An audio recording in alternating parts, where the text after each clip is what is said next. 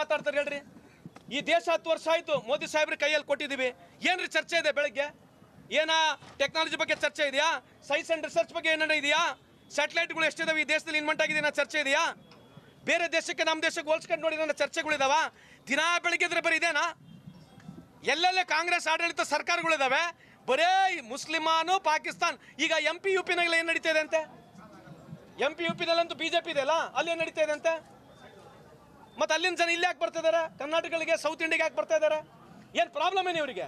ಎಲ್ಲಿ ಕಾಂಗ್ರೆಸ್ ಸರ್ಕಾರ ಇರ್ತದೆ ಅಲ್ಲಿ ದಿನಾ ಬೆಳಿಗ್ಗೆ ಇದ್ರೆ ಮುಸಲ್ಮಾನ ಪಾಕಿಸ್ತಾನ. ಇವ್ರು ಹಿಂದೂಗಳಿಗೆ ಏನು ಸಹಾಯ ಮಾಡಿದಾರೆ?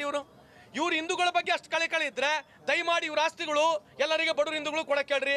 ಇವರು ಸೌಕಾರ ಹಿಂದೂಗಳು ಏನಿದ್ದಾರೆ, ಬಡವರು ಮಂತನ ಏನಿದಾರ, ಶೋಷಿತ ವರ್ಗಗಳು, SC STಗಳು, ಅಲ್ಪಸಂಖ್ಯಾತರ ಜೊತೆಗೆ ಇನ್ನ ನಮ್ಮ 5 ವರ್ಗದ ಸಣ್ಣ ವರ್ಗಗಳು ಏನದವಲ್ಲ ಕೊಡ ತೊಳೋದು ಮಾಡಕ್ಕೆ ಸ್ಟಾರ್ಟ್ ಮಾಡಿ ಕೇಳ್ರಿ. ಮದುವೆಗಳು ಮಾಡ್ಕೊಳಕ್ಕೆ ಹೇಳ್ರಿ. ಹಿಂದೂ ಪರ ನಿಮಗಿದೆಯಲ್ಲ ಎಲ್ಲ ಗುಡಿಗಳು ನಮಗೆ ಬಿಟ್ಕೊಡಕ್ಕೆ ಹೇಳಿ. ಸಣ್ಣ ಸಮುದಾಯಗಳು ಯಾರಿದಾರಲ್ಲ, ಗುಡಿಗಳು ಕಟ್ಟದವ್ರು ನಾವೇ, ಗುಡಿ ಕೆತ್ತವ್ರು ನಾವೇ, ಮೂರ್ತಿ ಕೆತ್ತವ್ರು ನಾವೇ. ನಮಗೆ ಪೂಜೆ ಮಾಡೋಕ್ಕೆ ಅವಕಾಶ ಇಲ್ಲಲ್ಲ, ನಮಗೆಲ್ಲ ಪೂಜೆ ಮಾಡೋಕ್ಕೆ ಅವಕಾಶ ಮಾಡಿಕೊಡಿ.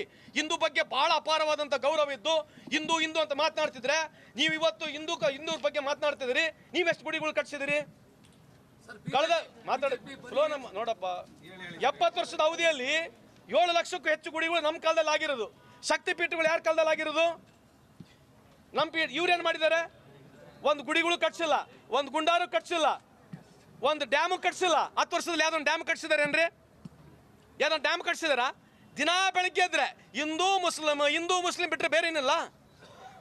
ಈ ದೇಶದಲ್ಲಿ ಹೈಯೆಸ್ಟ್ ಡೋನರ್ ಯಾರ್ರಿ? ಆಸಿಂ ಪ್ರೇಮ್ಜಿಯವ್ರು ಯಾವ ಕಮ್ಯುನಿಟಿಯವರು? 2 ಲಕ್ಷಕ್ಕೂ ಕೋಟಿ ಹೆಚ್ಚು ಕೊಟ್ಟಿರ್ತಕ್ಕಂಥ ಉದ್ಯಮಿದಾರ ಯಾರು?